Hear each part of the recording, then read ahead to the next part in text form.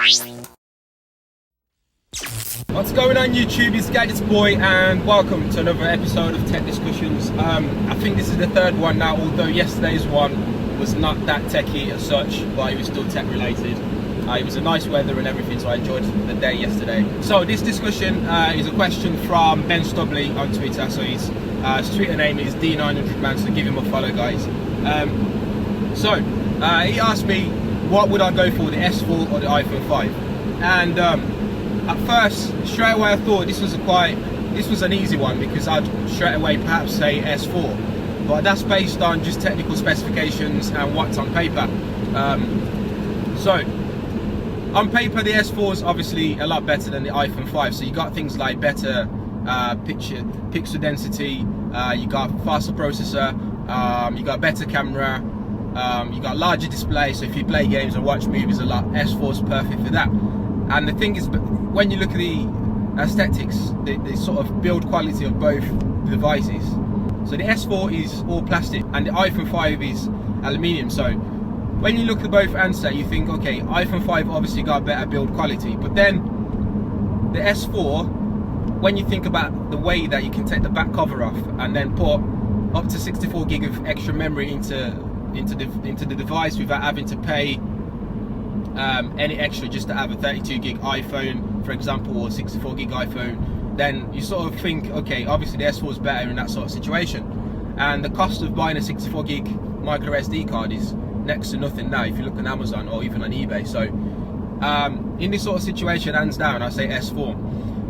But then the thing that I had in mind as well is a bit unfair on the iPhone 5 at the moment, because S4 is like the latest Samsung flagship handset. The iPhone 5S and the iPhone 6, whichever one they're going to call it, when they do come out, then it would make better sense to sort of compare them. So if you're thinking of buying the S4 or the iPhone 5, if you got the iPhone already, I'd say wait and see what comes out of WWDC. That way you can then make up your mind if you want to go for an iPhone 5S or 6 if there's one, or the S4.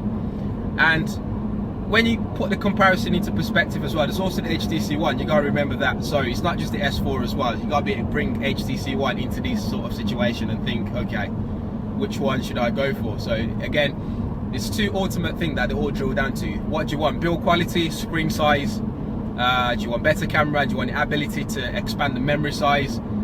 If you can answer those questions, that would help you decide, you know, what you want to go for.